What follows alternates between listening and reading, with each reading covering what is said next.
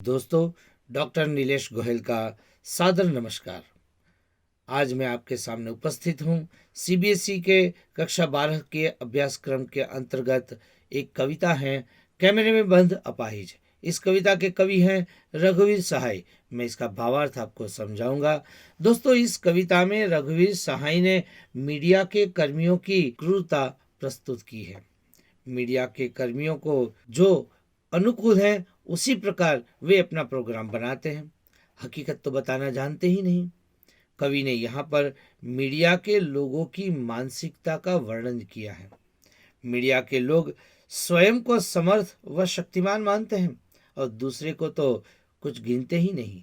वे ही दूरदर्शन पर बोलते जाते हैं। अब वे एक बंद कमरे में अर्थात स्टूडियो में एक कमजोर व्यक्ति को बुलाएंगे तथा उससे प्रश्न पूछेंगे। यह कमजोर व्यक्ति अपाहिज है। उससे प्रश्न पूछेंगे कि आप अपाहिज हैं? यदि हैं तो आप क्यों अपाहिज हैं? क्या आपका अपाहिजपन आपको दुखी करता है, दुख देता है? अरे भाई, अपाहिज है तो उसको दुख होता ही होगा ना। ऐसे बेतुके प्रश्न पूछकर वे उस अपाहिज का दुख और भी कुरेदते हैं, उसके जख्म को ताजा करते हैं।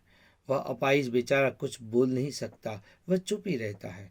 और इस बीच वह प्रश्नकर्ता कैमरे वाले को निर्देश देता है कि इस अपाहिज का चेहरा स्क्रीन पर बड़ा सा दिखाओ, ताकि उसको जब प्रश्न पूछा जाए तब उसकी दया भावना लोगों को दिखे, उसका कष्ट लोगों को दिखे। और बस आप जल्दी बताइए, आपको क्या कष्ट होता है, जल्दी बताइए। ऐसे प्रश्नों को पूछ पूछ कर वह उसको परेशान ही करेगा, मानो उसका मजाक उड़ा रहा हो। फिर से वे अपाहिज से प्रश्न पूछते हैं कि आपको अपाहिज होकर कैसा लगता है? अरे भाई, अपाहिज होकर किसी को क्या अच्छा लगता होगा? लेकिन वे फिर से दबाव डालते कि सोचिए सोचिए। अगर वो प्रश्न का उत्तर नहीं देता बेचारा, तो उसको इशारा करके बताते कि आप इस प्रकार उत्तर दीजिए, उस प्रकार उत्तर दीजिए। अगर वही उसे ही उत्तर देना है तो फिर प्रश्न क्यों पूछते हो भाई? लेकिन वे फिर से प्रश्न पूछते हैं कि आप कैसा महसूस करते हैं, कैसा महसूस करते हैं, आप जल्दी से बोलिए। और वे उपकार जताते हैं कि थोड़ा सोचिए, कोशिश करिए। आपके लिए टीवी पर, ये दूरदर्शन की स्क्रीन पर आपका दुख दर्द बताने का मौका हमने दिया है। आप अपना दुख दर्द बताएंगे तो हमारे ये प्रोग्राम रोचक हो जाएगा। जल्दी से बोलिए। और वो समाज पर भी व्यंग्य करता है, दर्शकों को कहता है कि देखिए, आप भी उसके रोने का इंतजार करते हैं ना, करते हैं ना। कवि ने यहाँ पर दूरदर्शन कर्मियों की मानसिकता बताने का भरसक प्रयास किया है। साथ साथ उन्होंने ये भी कहा है कि समाज के लोग भी यही प्रयास करते हैं कि दूसरों की करुणा पर हंसे या तो करुणा बताकर उनको रुलाएं। उनके लिए तो कार्यक्रम की यही सफलता है। कवि आगे कहते हैं, दूरदर्शन वाले इस प्रकार अपाहिज का मानसिक शोषण करते हैं। वे उसकी फूली हुई आंखों की तस्वीर को बड़ी सी करके पर्दे पर दिखाते हैं। वे उसके होठों पर आने वाली जो बेचैनी, जो कसमसाहट है और कुछ न बोल पाने की तड़प भी दिखलाएंगे। ऐसा करके वे दर्शकों को उसकी पीड़ा बताने की कोशिश करेंगे। वे ये कोशिश करते हैं कि वह रोने लगे। साक्षात्कार लेने वाले दर्शकों को धैर्य धारण करने के लिए कहता है।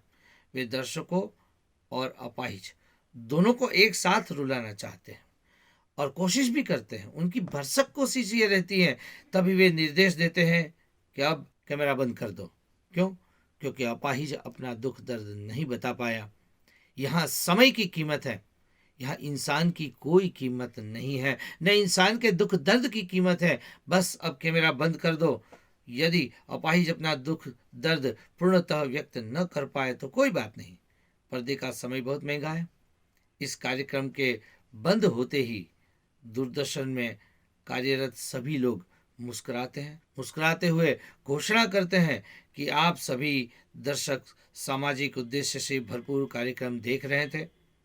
इसकी बड़ी सी कमी यहाँ रह गई, हम आप दोनों को एक साथ नहीं रुला पाए, अफसोस है। फिर भी यह कार्यक्रम देखने के लिए आप सबका धन्यवाद। कवि ने यहाँ पर अपना वक्तव्य पूर्ण कर दिया। कवि ने इस कविता द्वारा मीडिया कर्मियों की मानसिकता जो बताई है, यह कई अंश में वास्तविक है। यहाँ पर कवि ने वर्तमान समय की बात यथा तथ्य रूप से प्रस्तुत की है। दोस्तों, मैं मानता हूँ कि आपको ये कविता समझ में आ गई होगी। धन्यवाद।